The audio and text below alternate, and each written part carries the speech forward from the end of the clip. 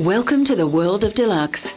We delve into the intriguing world of luxury collectors. Yes, you all. Here it is on the telephone at £4,500,000. What drives the serious collector?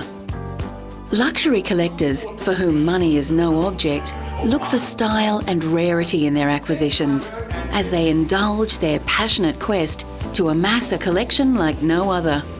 We'll visit sumptuous art auctions, lose ourselves in antique furnishings, marvel at outstanding sculptural collections, and visit a heaven on earth for horses.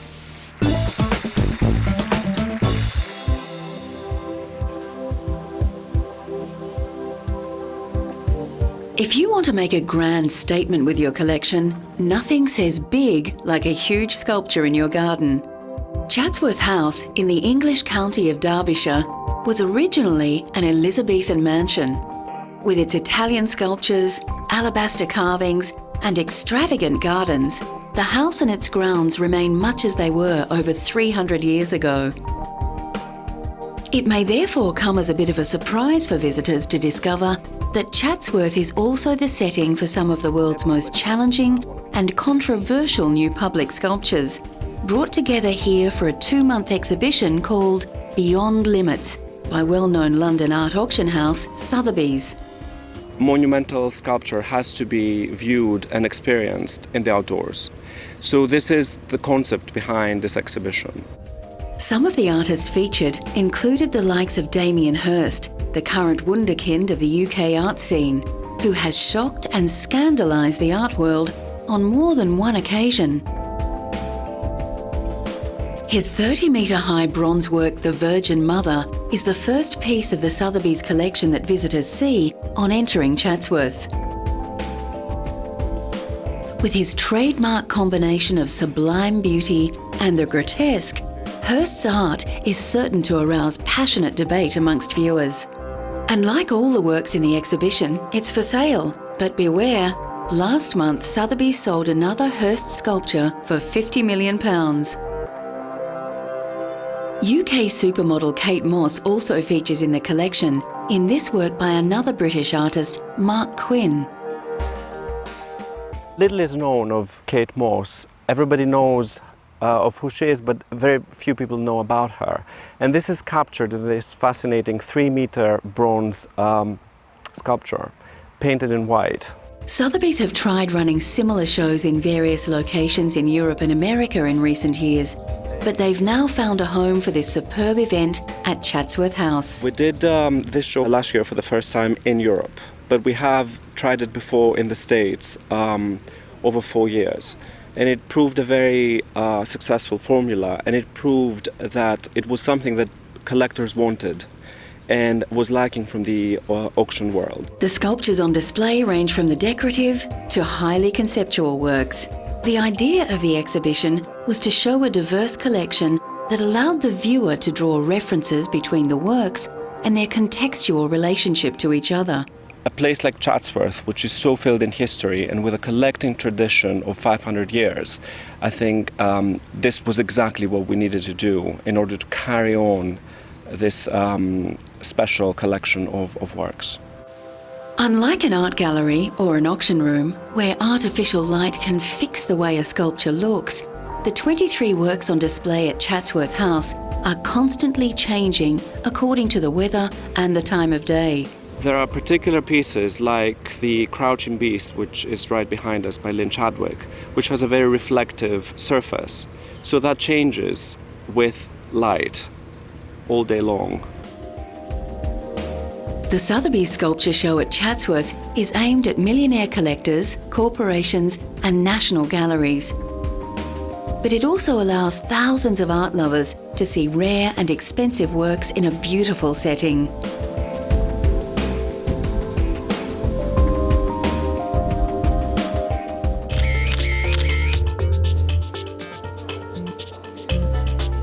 Nothing says style more elegantly than a tasteful Picasso in the lounge room.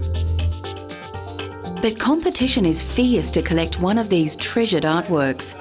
After all, it's not so much a wall decoration that you're buying as custodianship of part of humanity's artistic heritage. At a recent Christie's auction in London, buyers were tantalised with the opportunity to look after a piece of art history when 12 paintings by Impressionist and modern masters went under the hammer. Well, Picasso is the Mozart of the 20th century. And the interesting thing is that his early pictures appealed to the Impressionist buyers, and his late pictures belong to the more contemporary, perhaps post-war buyers that regularly attend our sales. So it's rather a different generation that are looking at these later paintings. But at this auction, Picasso's stark and brutal works of beauty had strong competition from the sublime elegance of these Impressionist works by Soutine and Pierre Bonnard, either of which would be a treasured jewel in any serious collection. Aside from this Picasso, we have a Soutine, the Baker Boy, which will break the world record for the artist, a Tanguy, Les Derniers Jours, which is a superb large format surrealist picture, which again will break the world record for the artist. Meanwhile, collectors in New York didn't want to miss out on their chance to join the exclusive list of Picasso owners. At a recent auction at Christie's in New York, art lovers were able to browse through a treasure trove of prints by the artist. Almost 600 Picasso prints were up for sale, a collection that hails from a period in the 1940s when Picasso was using a Parisian printing house. Picasso learnt the techniques of the lithographic printing process from the business owner Fernand Morlot and eagerly showed off his new prowess in the medium with this stunning collection of prints covering a range of classic Picasso icons like the bull, the nude and the female face. It's the largest group of Picasso lithographs that's ever been offered for sale. There are 582 objects in the sale in 349 different lots. And for those in the know, there was many a bargain to be had at this auction. Most people's idea of an auction is something that you sit in and watch people spend millions of dollars. The great thing about this sale is that it's being offered without reserve. That means there is no minimum price. By New York state law, if someone offers $1 and there's no other offer, it has to be sold. A room full of bargain hunters were on standby, hoping that a rare Picasso would slip into their grasp for a song. But that was not to be. It seems that word had got out that Picasso was a good investment. Still, the sale offered those of modest standing the chance to walk home with a work by the 20th century's most famous artist. Despite this no-reserve bid policy, most of the Picasso lots sold for their estimated value or above.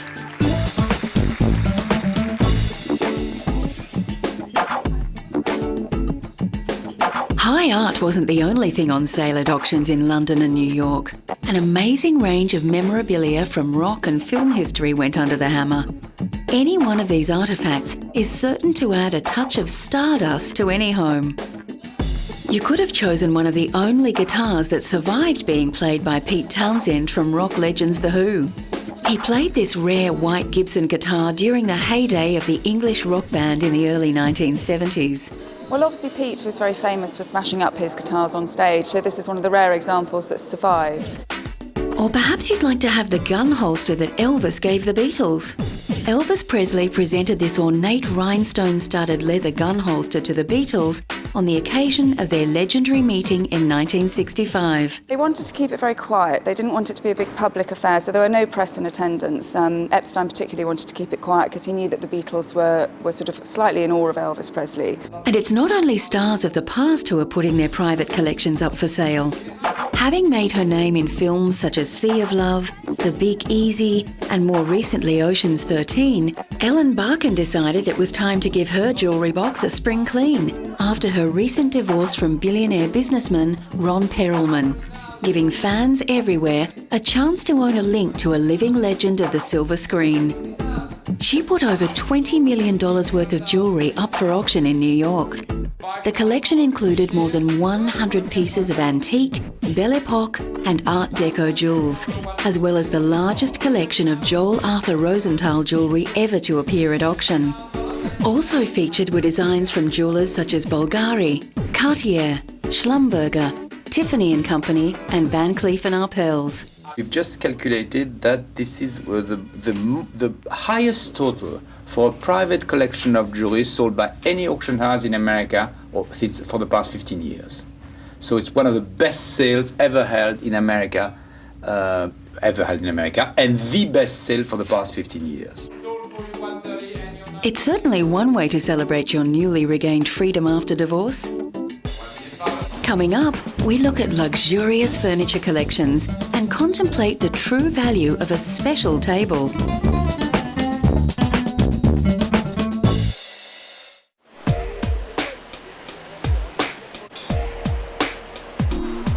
In France, a shrine to Art Deco home furnishings has been reopened at Le Musée des Arts Décoratifs. The collection had been closed for more than a decade, while substantial refurbishment work was undertaken. Housed in a wing of the vast Louvre complex since 1905, the Museum of Decorative Arts and Design has around 150,000 pieces, ranging from a reconstructed 15th century bedchamber to works by contemporary designer Philippe Starck. De rénovation qui a permis de retrouver. This renovation has given us the opportunity to build a large and extraordinary new hall to house our vast collection of decorative arts from the Middle Ages and today. The collection, based mainly on gifts from private donors, reflects the generally opulent style in furnishing and decoration of France's aristocracy and high bourgeoisie from the Middle Ages to the present day. The outstanding quality of the pieces in this collection make it unique in the world. The displays provide snapshots of French decorative taste, although the emphasis is on the rare and costly rather than the everyday. The stiff elegance of the 18th century shifts to the First Empire with its echoes of ancient Greece and Rome, passing through heavy 19th century styles to the lavish designs of the Art Deco period. The 1920s apartment of the fashion designer Jean Lanvin, restored in all its sombre luxury, contrasts with the lively decorations from a bedroom in the home of William Hope, a prominent banker from the 19th century. To avoid overwhelming the visitor with the vast dimensions of the complete collection, only about 6,000 pieces, a fraction of the total, will be on display at a time, with the emphasis on individual pieces or particular trends. One serious collector with impeccable taste has just auctioned off an enticing range of desirable furniture. It took just 4 years for fashion guru Karl Lagerfeld to accumulate over 240 pieces of modernist art and furniture, and he auctioned them all off in one go in Paris. The collection, which was hailed by experts as remarkable, was made up of furniture, decorative arts, lamps and ceramics from the 1920s and 30s, and came from the designer's apartments in Biarritz and Monaco. It was collected over a very short period of time, but everything was very specifically added to the collection, but with a very refined eye. The presence of many works by some of the period's most famous creators added to the artistic and financial value of the collection. There were over 50 pieces designed by Jean-Michel Frank, one of the most influential and well-known interior decorators and furniture designers of the 1930s. His work is celebrated for its quietly luxurious and distinguished style, and has adorned the rooms of some of the period's most exclusive society.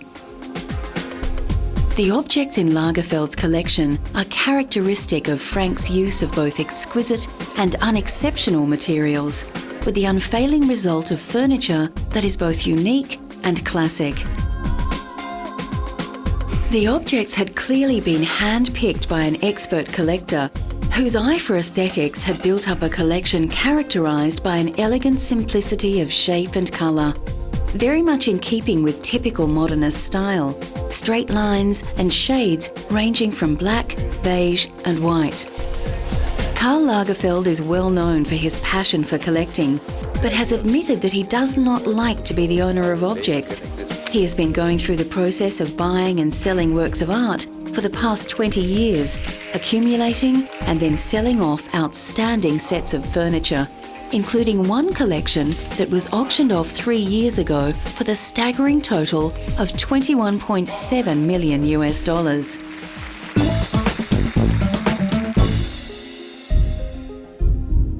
The quest for the ultimate jewel in your furniture collection may not have led you to this seemingly nondescript table, but don't be fooled, its design holds an enormous hidden value. In fact, this oak and glass table by an Italian designer sold for a stunning $3.8 million at Christie's in New York, doubling the previous auction record for 20th century furniture. The piece, made by Italian designer Carlo Molino in 1949, was given an estimate of just $150,000 to $200,000, but intense bidding in the auction room drove the price sky high. While that may seem a lot to pay for a piece of wood, this table needs to be considered as a work of art, with many subtleties embedded in the exquisite craftsmanship. One might make a comparison between this and a painting by Mondrian.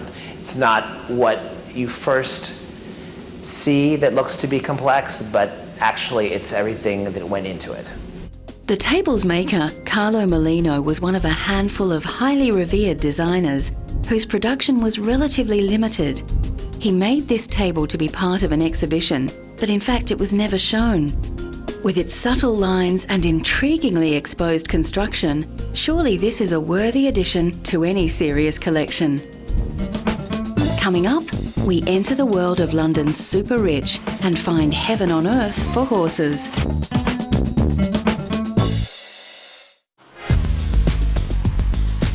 In the United Kingdom, vendors who service the high end of society are struggling to meet the demand from their well-heeled clientele and service their desires.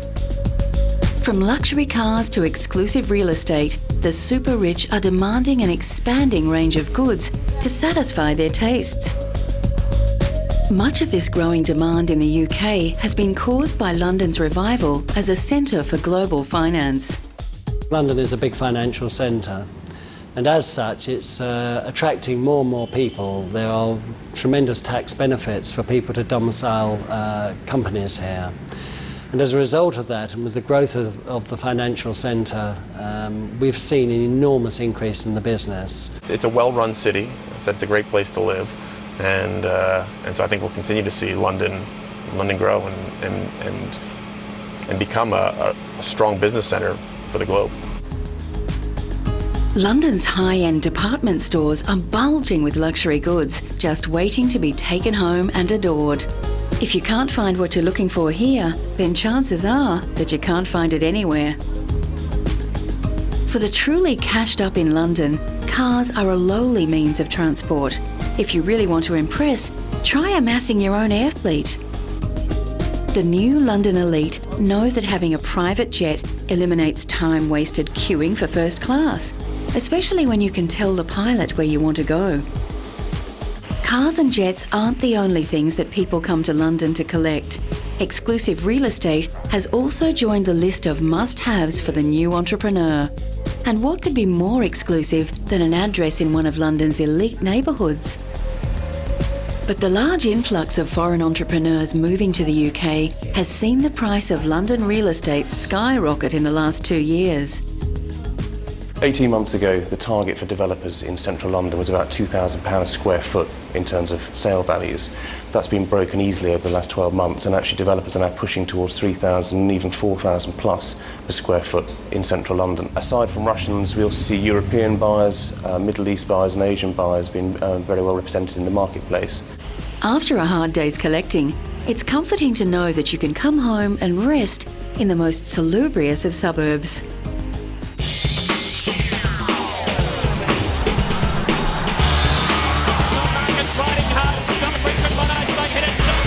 If horse racing is the sport of kings, then the Hong Kong Jockey Club is an equine palace. The well-toned race animals may work hard on the track at Hong Kong's Jockey Club, but off the course, they are among the most pampered animals on the planet. Swimming pools, sun lamps, and acupuncture are among some of the treatments stable trainers use to keep their horses in top condition in racing-mad Hong Kong. In freshly painted pink stables, trainers make sure their horses are also fed with imported US or Australian hay, containing the right nutrients. Attendants wrap horses' legs and check their physical condition several times a day. After an early morning of training, horses are led out so they can stretch their muscles in a specially designed swimming pool. If it's a bit chilly, the horses may stand underneath heated lights to make sure their muscles stay warm after a morning of conditioning. Stable temperatures are kept at a constant 20 degrees, with heaters turned on in the cold and air conditioning whirring throughout Hong Kong's hot and humid summer. The pampering doesn't just cover their creature comforts, acupuncture is used to help keep the animals in shape. This horse is suffering from a sore back, so he's given a combination of acupuncture and electromagnetic currents to help him recover faster. Horses may not perform well if they're really sore on the back area, and you can use all sorts of treatment like shockwave or painkiller to treat it, but the effect is temporary. Although this pampering may seem excessive, it's essential to keep these mighty stallions performing at their peak fitness levels. Well, most important is their health and their personal stability, really. They have to be mentally clear, they have to be happy, and obviously healthy also. If owning one of these magnificent steeds is more your speed, the Hong Kong Jockey Club recently offered the opportunity to buy into the sport of kings at their annual horse auction. 38 horses were auctioned off at the Black Tie Gala event, organised by the club, which is the only legal bookmaker in this gambling-mad territory. The annual event is designed to save Chinese horse lovers from having to scour the globe for new horses. These days, the cream of the crop comes to Hong Kong. Horses were led in one by one as raucous bids darted across the packed hall. A team of horse auctioneers from the United States was brought in specially to conduct the spirited sale, where potential buyers rubbed shoulders with one another while sipping champagne. Putting together the glamorous evening, which took place at the Hong Kong Convention and Exhibition Centre, is itself a costly exercise. One cannot sell these horses in a tent. I think one has to have an atmosphere, like you go to a theatre, like you go to a concert of Pavarotti. I think the atmosphere has to match what you want to sell. But this is an event for serious horse buyers. The top price went to an Australian colt, which went under the hammer for a record $577,000 US, surpassing a record of $487,000 US, making it the most expensive horse ever to be sold in Hong Kong. Whether paintings or sculpture, furniture or horses, it's the thrill of the chase that drives most collectors, combined with the knowledge that the canny collector can turn a passion into a lucrative pastime.